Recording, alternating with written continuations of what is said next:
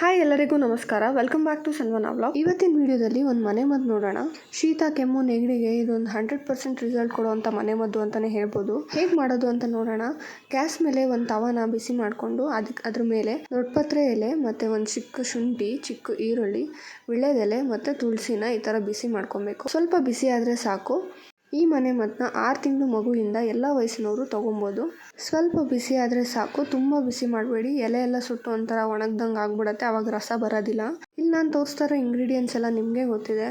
ಶುಂಠಿ ಮತ್ತು ದೊಡ್ಡಪತ್ರೆ, ತುಳಸಿ ಎಲ್ಲನೂ ಮನೆಯಲ್ಲಿ ಸಿಗೋವಂಥದ್ದೇನೆ.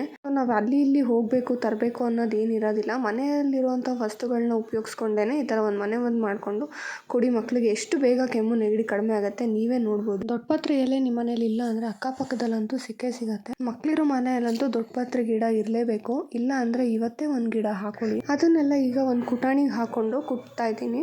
ಚೆನ್ನಾಗಿ ಅದು ರಸ ಬರೋ ಥರ ಚೆನ್ನಾಗಿ ಚಚ್ಕೊಬೇಕು. ನಂತರ ನಾನು ಒಳ್ಳೆಗೆ 2 ಹರಳಾಗೋಷ್ಟು ಉಪ್ಪು ಹಾಕೊತಾ ಇದ್ದೀನಿ. ಅದಕ್ಕೆ ಚಿಟಿಕೆ ಆಗೋಷ್ಟು ಅರಿಶಿನ ಹಾಕ್ಕೊಂಡು ಕುಟಾಣಿಯಲ್ಲಿ ಕುಟ್ಟಂಥ ಸೊಪ್ಪೇನಿರುತ್ತಲ್ಲ ಅದನ್ನೆಲ್ಲ ತೆಗೆದು ಆ ರಸನ ಒಳ್ಳೆಗೆ ಹಿಂಡ್ಕೊಬೇಕು. ಈ ರಸನ ಎದ್ದಿದ ತಕ್ಷಣ ಖಾಲಿ ಹೊಟ್ಟೆಯಲ್ಲಿ ಸೇವಿಸಬೇಕು. ಆಗ ತುಂಬ ಚೆನ್ನಾಗಿ ವರ್ಕ್ ಆಗುತ್ತೆ.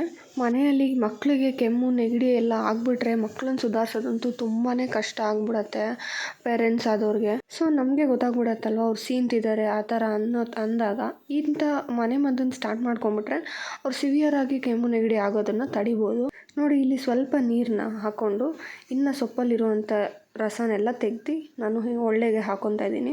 ನಂತರ ಇದಕ್ಕೆ ನಾವು ಒಂದು ಸ್ವಲ್ಪ ಹನಿಯನ್ನು ಮಿಕ್ಸ್ ಮಾಡ್ಕೊಬೇಕಾಗತ್ತೆ. ಅರ್ಧ ಸ್ಪೂನ್ ಆಗೋಷ್ಟು ಜೇನುತುಪ್ಪನ ಹಾಕೊತಾ ಇದ್ದೀನಿ. ಜೇನುತುಪ್ಪ ಸ್ವೀಟಾಗಿರುತ್ತೆ, ಸೊ ಅದಕ್ಕೆ ಮಕ್ಕಳು ಇದನ್ನು ಕುಡಿಯೋದಕ್ಕೂ ಏನು ಅಷ್ಟು ಹಠ ಮಾಡೋದಿಲ್ಲ. ಎಲ್ಲ ಹಾಕಿದ್ಮೇಲೆ ಅದನ್ನು ಒಂದ್ಸಲ ಮಿಕ್ಸ್ ಮಾಡಿ ಮಕ್ಕಳಿಗೆ ಕುಡಿಸಿ. ಇದಾಗಿತ್ತು ಇವತ್ತಿನ ಸಿಂಪಲ್ ಆ್ಯಂಡ್ ಎಫೆಕ್ಟಿವ್ ಮನೆಮದ್ದು. ನಿಮ್ಮ ಮಕ್ಕಳಿಗೂ ಶೀತ ಕೆಮ್ಮು ನೆಗಡಿ ಆಗಿದ್ರೆ ಈ ಮನೆಮದ್ದನ್ನು ಟ್ರೈ ಮಾಡಿ. ವಿಡಿಯೋ ಇಷ್ಟ ಆಗಿದ್ರೆ ಲೈಕ್ ಮಾಡಿ, ಶೇರ್ ಮಾಡಿ, ಕಮೆಂಟ್ ಮಾಡಿ. ನಿಮ್ಮ ಫ್ರೆಂಡ್ಸ್ ಆ್ಯಂಡ್ ಫ್ಯಾಮಿಲಿಗೂ ಈ ವಿಡಿಯೋನ ಶೇರ್ ಮಾಡಿ. ಧನ್ಯವಾದಗಳು.